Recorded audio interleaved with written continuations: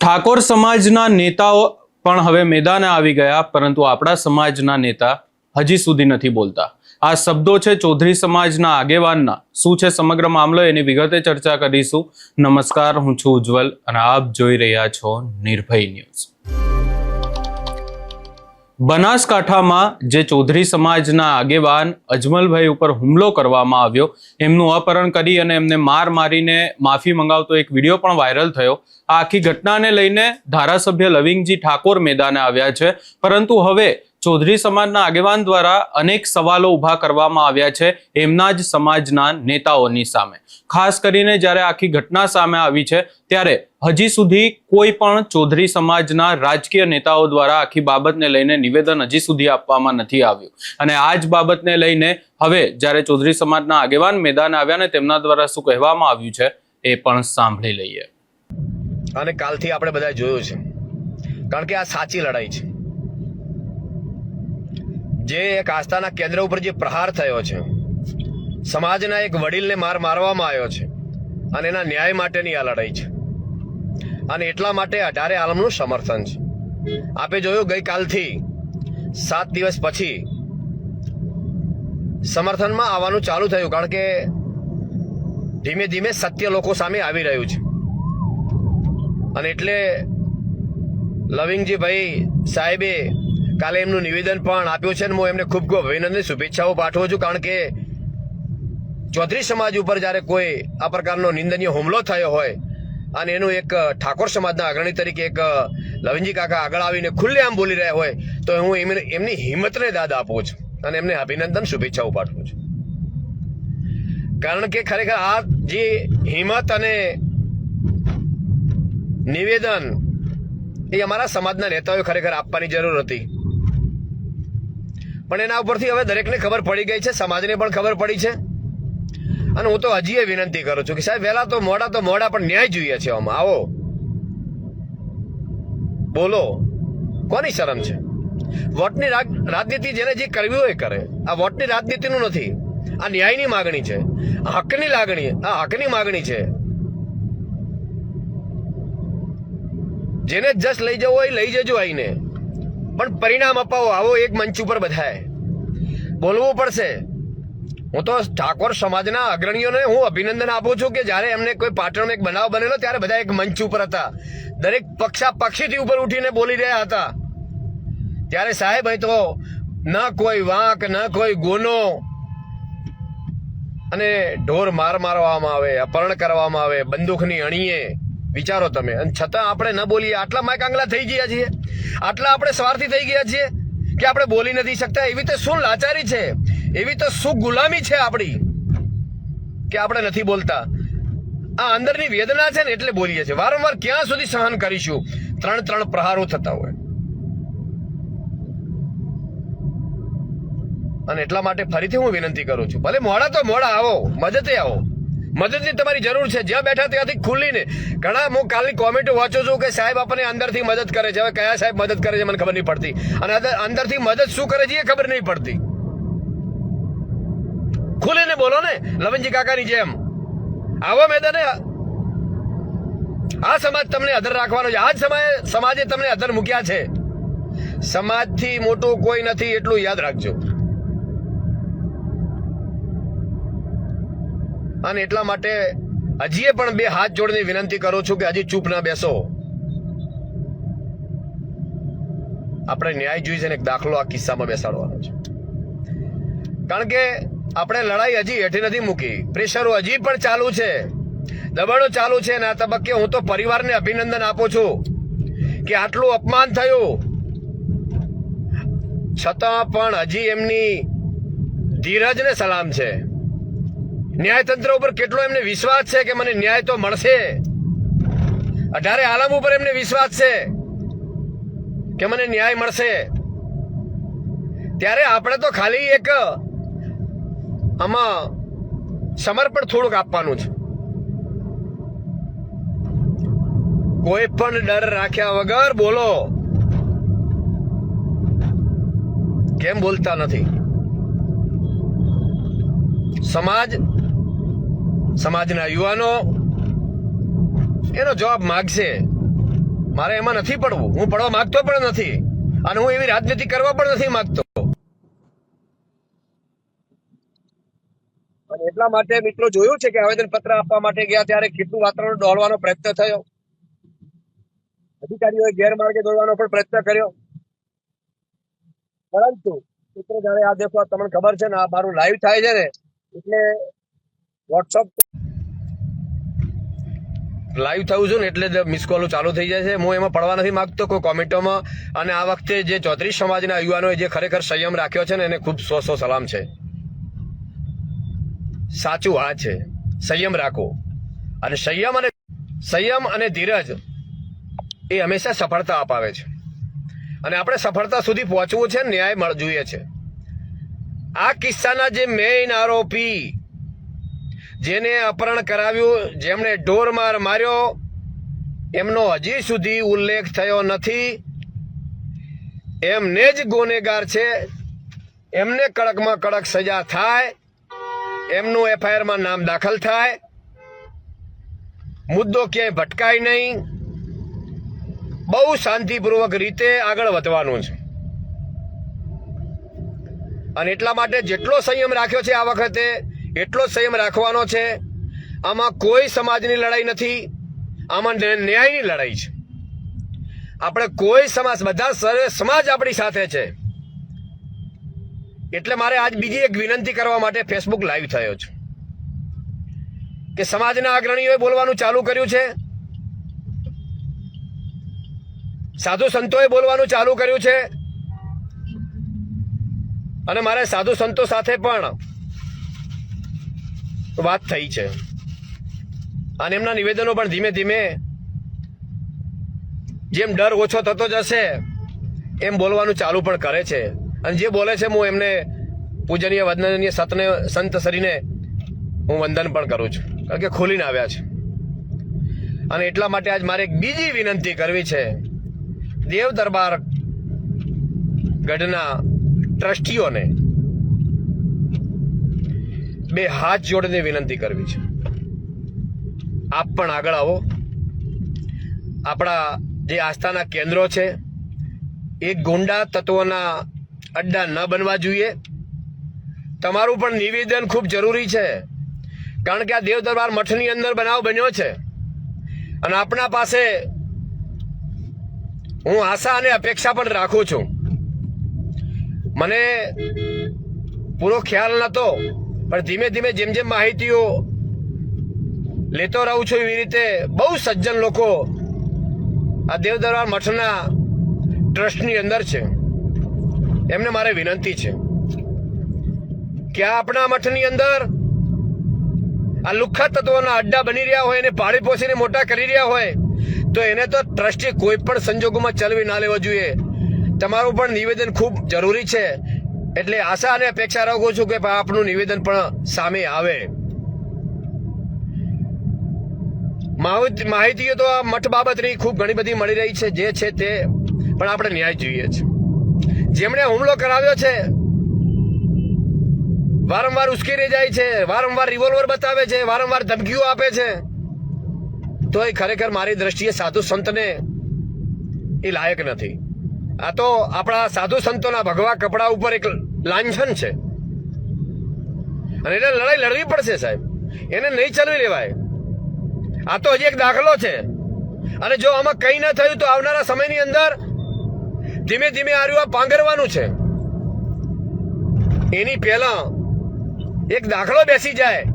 આપણા ધાર્મિક આસ્થાઓ ઉપર જે લોકોની શ્રદ્ધા ટકેલી છે એ અકબંધ રહે. અને એના માટે સૌ આગળ આવો, બોલવું પડશે. ન્યાય જોઈએ છે. સરકારે મોડી જાગી છે, 7 દિવસ પછી એક્શનમાં આવે છે. કોના દબાણમાં કામ કરે છે? કાયદાનું કામ તો કરવાનું છે. અમે અપેક્ષા રાખીએ છીએ કે અમને ન્યાય મળે, નહીં મળે તો પછી આશા ક્યાં રાખીશું?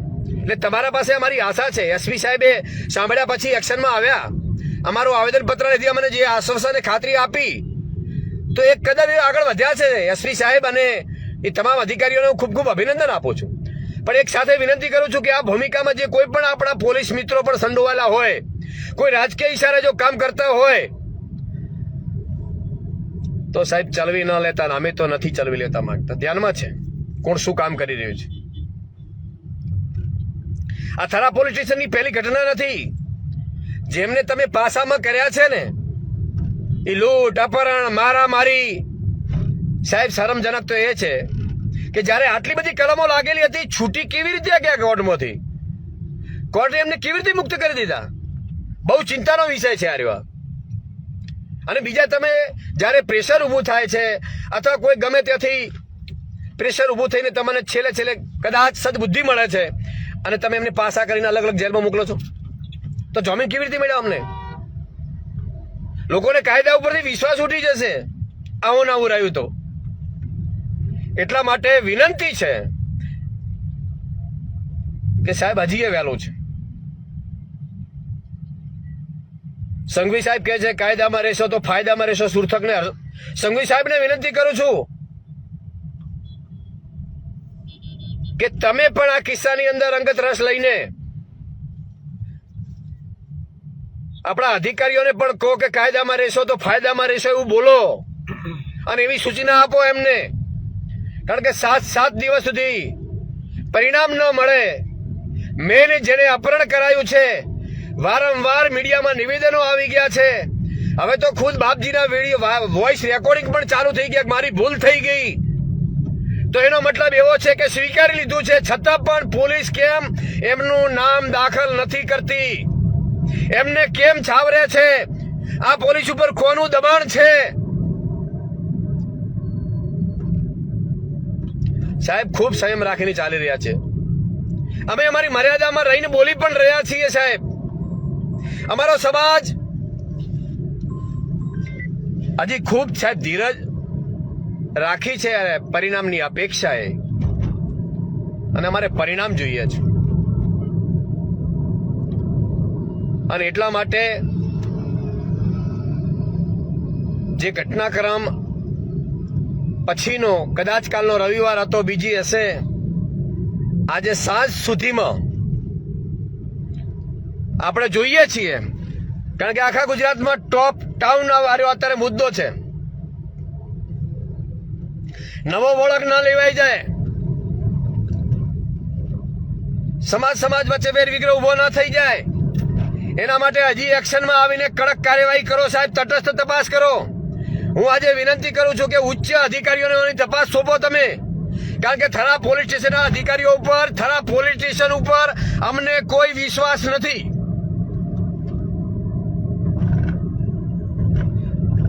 અને 7 સુધીમાં સાહેબ પરિણામ જોઈએ છીએ. આજે 7 સુધીમાં મેઇન આરોપીની અટકાયત અને એનું નામ દાખલ નહીં થાય તો 2 દિવસમાં ચૌધરી સમાજના અગ્રણીઓની ચિંતન બેઠક કરીશું અને આગામી સમયમાં કેવી રીતે આંદોલન કરી શકાય એના માટેની રણનીતિ કરીશું. પછી સાહેબ કહેતા નહીં કે વાતાવરણ ડોળાઈ ગયું. તમામ જવાબદારી પોલીસ તંત્રની, સરકારની રહેશે. વારંવાર વિનંતી કરીને કરી રહ્યો છું. કાલે સમાચાર મળ્યા છે કે જે મહંત કાલે ડેરી રોડ ઉપર ચક્કર મારી રહ્યા હતા, જિલ્લા પંચાયત કચેરી આગળ પણ જોવા મળ્યા હતા. એટલે એવું નથી, ખબર નથી બધી અધિકારીઓને કે અથવા જે કોઈ પણ છાવરવા માંગતા હોય તો વિનંતી કરું છું કે છાવરતા નહીં, નકે તમે છવરાઈ જશો કાયદાકીય ભાષાઓમાં. અને એટલા માટે તાત્કાલિક નામ દાખલ કરી 10 આરોપીઓમાંથી હજી તમે 3 ને જ પાછા કરી છે. બીજા આરોપીઓ હજી પકડ્યા કે નથી પકડ્યા એ પણ તમારું હજી બહાર નથી આવ્યું. અને એટલા માટે સાહેબ વિનંતી કરું છું કે ઉગ્ર આંદોલન થાય એની પહેલા ન્યાય જોઈએ છે. અમારે સત્ય, આ સત્યની લડાઈ છે. સત્યની લડાઈમાં સાહેબ ન્યાય જોઈએ છે. અને એટલા માટે તાત્કાલિક ધરપકડ કરો, નામ દાખલ કરો. એટલા માટે ચૌધરી સમાજના સૌ યુવાન મિત્રોને હું વિનંતી કરું છું, કોમેન્ટ કરો તો સારી કોમેન્ટ કરજો. કોઈ પણ સોશિયલ મીડિયામાં વેર વિગ્રહ ઉભો થાય એવી કોમેન્ટ એક પણ ન કરતા એવી બે હાથ જોડીને મારા યુવાન મિત્રોને વિનંતી કરું છું. સહન કરજો, ઉશ્કેરવાનો પ્રયત્ન થશે. વેર વિગ્રહ પેદા થાય એવી પરિસ્થિતિનું નિર્માણ હવે થવાનું છે, કારણ કે હવે સાચી લડાઈ ચાલુ થઈ છે. અને એટલા માટે લુખ્ખા તત્વો જે એમના પાર પાડવાના મુદ્દાઓ છે એ કરશે, ભાગલા પાડવાનું કામ કરશે, સમાજમાં પણ વિગ્રહ ઉભા થાય એવું પ્રયત્ન કરશે. કોઈ પણ આપણે ભટક્યા વિના આપણે સાચી દિશામાં સાચી લડાઈ આપણે બધા લડવાની છે. અને એટલા માટે કોઈ પણ આવી કોમેન્ટ ના કરતા સંયમ જાળવો જો. પરિણામ 100% મળશે, મળશે ને મળશે. પરિણામ મળશે, ચિંતા કરતા નહીં, વિશ્વાસ રાખજો. ભેમાભાઈ એકવાર આ વસ્તુ પકડે છે, મુકતા નથી, ન્યાય અપાવીને જંપે છે. પણ તમારા બધાનો સાથ અને સહકાર, ડોક્ટર બાબા સાહેબે આપણે બંધારણ આપ્યું છે, બંધારણ મુજબ એક સિસ્ટમથી આપણે પરિણામ લક્ષી કામ કરવું છે. જેને જે રાજનીતિ કરવી હોય કરવા દેજો, કોઈ ચિંતા નથી, કરવા દો. પણ પરિણામ લક્ષી કરવું હશે તો સંયમ જાળવવો ખૂબ જરૂરી છે, ધીરજ રાખવી ખૂબ જરૂરી છે. આ બે વસ્તુઓને સાહેબ રાખજો. ઘણા મિત્રો ખૂબ ઉતાર થાય, બધી તો આમ નથી થયું, તેમ નથી થયું. થશે, બધું થશે. કોઈ સમાધાન નથી કરવાનું. મક્કમ છીએ, મરી જઈશું પણ કોઈ સમાધાન નહીં કર્યું. આ પહેલું આપણો આ દરેકને મારું કમિટમેન્ટ છે. એટલા માટે ધીરે ધીરે રાષ્ટ્રીય નેતાઓ જે ચૌધરી સમાજના છે એમના પણ ફોન આવ્યા છે. એમને પણ આપણે મદદ કરવાનું કહ્યું છે, પણ અત્યારે આપણે એમને કીધું છે કે અમે અમારી લડાઈ અત્યારે લડી રહ્યા છીએ, જરૂર પડશે તો આપણે બોલાવીશું. એ પણ આપણને મદદ કરવા માટે તૈયાર છીએ. આ લડાઈ કાયદાકીય રીતે લડવાની છે. સરકાર ઉપર પ્રેશર થાય એ પણ આપણે કરવાનું છે, અને પ્રેશર ઊભું થવાનું છે. આજ સાંજ સુધી કહું છું, કોઈ એક્શન નહીં લેવાય તો ચિંતન બેઠક 2 દિવસમાં અમે કરી પણ રહ્યા છીએ. ચિંતન બેઠકની અંદર નિર્ણય કરીશું. ટૂંક સમયમાં મહાસંમેલન બોલાવવાનું છે, નક્કી છે. પણ શાંતિપૂર્વક રીતે, આયોજન રીતે, જે રીતે સૂચના મળે એવી રીતે આપણે આંદોલન કરવાનું છે. ક્યાંય ઉશ્કેરાવાનું નથી, બહુ શાંતિ રાખવાની છે. અને એટલા માટે શાંતિ રાખજો. ગઈકાલે હાઈકોર્ટના આપણા વકીલ મિત્રોએ ખૂબ આપણને આમાં મદદ પણ કરી રહ્યા છે, અને એ પ્રમાણે આપણે આગળ પણ વધી રહ્યા છીએ. કોઈ કચાશ નથી રાખવાની, અને જ્યાં લડવું પડશે ત્યાં લડશું એવું આશ્વાસન પણ આપ્યું છે. આજે જ્યાં એફિડેવિટ અરજીઓ જ્યાં આપણે આપવાની છે ત્યાં આપવા માટે મોકલી પણ દીધા છે. આપણે અત્યારે મેઇન મુદ્દાની વાત એક જ છે કે મેઇન આરોપીને આ ફરિયાદમાં નામ દાખલ કરવામાં આવે. એ મેઇન ગુનેગાર છે, સૂત્રધાર છે. એમનું કલમો ઉમેરી અને એમના ઉપર કડક કાર્યવાહી કરવામાં આવે. બસ આ એક લક્ષ્ય સાથે, ન્યાયની માગણી સાથે આપણે આગળ વધી રહ્યા છીએ. અને એટલા માટે સોશિયલ મીડિયાએ ખૂબ સાથ અને સહકાર આપ્યો છે. તબક્કે તમામનો ખૂબ ખૂબ આભાર પણ માનું છું, વ્યક્ત કરું છું. બસ આવો જ સંયમ રાખી આપણે સૌ આગળ વધતા રહીશું. આપણે દરેકને આહવાન કર્યું છે, કારણ કે આ પણ એક ખેડૂતનો દીકરો છે. એટલે ખેડૂત નેતાઓને પણ આપણે વિનંતી કરીએ છીએ કે એ પણ આ ન્યાય અપાવવા માટે આગળ આવે. સંત સમાજને વિનંતી કરી છે, એ પણ આગળ આવે. કારણ કે આ લડાઈ આપણે સૌએ સાથે મળીને લડવાની છે. એટલા માટે બહુ શાંતિપૂર્વક રીતે આપણે આગળ વધી રહ્યા છીએ, અને આગળ વધીશું. વિશ્વાસ રાખજો, આપણે પરિણામ સુધી પહોંચીશું અને ગુનેગારોને કડક સજા કરાવીશું. એ જ વાત સાથે જય મા અર્બુદા, જય મા ભવાની, જય જવાન, જય કિસાન, જય ઓગણનાથ ભગવાન. જય ઓગણનાથ ભગવાન. ઓગણનાથ ભગવાનના પણ હું આશીર્વાદ લેવા માટે, એમના દર્શન કરવા માટે જવાનો છું. તો એની તારીખ અને સમય પણ હું આવતીકાલે અથવા પરમ દિવસે જણાવવાનો છું. કારણ કે ઓગણનાથની ભૂમિ આ પવિત્ર ભૂમિ છે અને એનો એક ઇતિહાસ રહેલો છે. અને એટલા માટે જો ન્યાય નહીં મળે તો આપણે એમના આશીર્વાદ, એમના દર્શન કરીને આ લડાઈમાં આગળ વધીશું, એ પણ હું જાહેર કરવાનો છું. ધન્યવાદ. આખા કેસને લઈને જો વાત કરવામાં આવે તો પોલીસ દ્વારા 3 જેટલા આરોપીઓની ધરપકડ કરવામાં આવી છે. અહીંયા વાત એવી કરવામાં આવી રહી છે કે 11 થી 12 જેટલા લોકો આ આખી ઘટનામાં સામેલ હતા, જે આરોપીઓ છે, પરંતુ એમાંથી કોઈની પણ હજી સુધી ધરપકડ કરવામાં નથી આવી રહી. 3 લોકોને ધરપકડ કરીને ચૌધરી સમાજને સમજાવવામાં આવી રહ્યું છે, એવી પણ વાત કરવામાં આવી રહી છે. પરંતુ હવે સમાજના નેતાઓને પણ અહીંયા વોર્નિંગ આપી દેવામાં આવી છે કે વહેલા મોડા પરંતુ હવે આવી અને સમાજની પડખે ઉભા રહીને સમાજ માટે બોલો. આજે આખી બાબત સામે આવી છે, એને લઈ તમારો શું અભિપ્રાય છે એ અમને કમેન્ટ કરી જરૂર જણાવશો ને અમારી ચેનલ નિર્ભય ન્યૂઝને લાઇક, શેર, સબસ્ક્રાઇબ કરવાનું ભૂલશો નહીં.